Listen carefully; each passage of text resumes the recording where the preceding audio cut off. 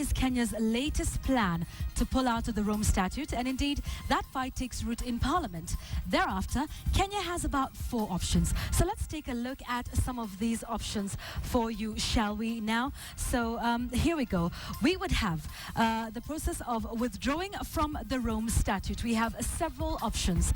The first one that we've got here is that Kenya can choose to withdraw from the Rome Statute pretty much just like the US has done. What would need to happen? Well, Cabinet must meet and look at a memo that would have been presented by the Cabinet Secretary of Foreign Affairs, that would be Ambassador Amina Mohammed.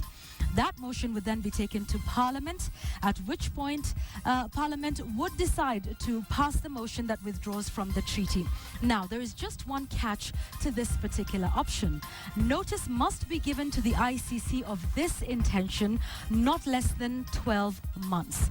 That means this is something we will be talking to the ICC about in September 2014. Let's take a look at the second option that we've got. Kenya can choose to lobby the African Union. The African Union can then go before the Assembly of Treaties to take a look at whether Kenya is being treated fairly or not when it came to the Rome Statute that was signed and ratified as a treaty right here in this country and in our constitution.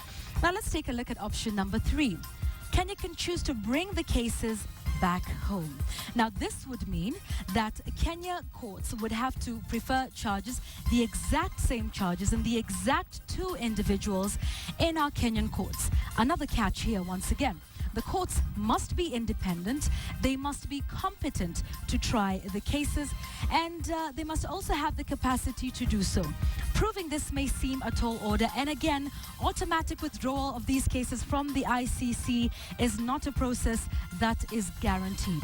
The fourth and final option that we have is to actually take this to the Security Council, that is of the United Nations Security Council, which is made up of the 5 permanent members, that is China, the US, France, Russia, and the UK. And you'll remember Kenya's ambassador to the UN, Macharia Kamau, who had written a letter to the UN Security Council raising his concerns with the ICC cases, and he did in fact mention in his concerns that the prosecutor is answerable to no one apart from the court, and indeed that the court lacks legitimacy in the international community because the court has only had 1 conviction in the last 10 years with millions of dollars being spent.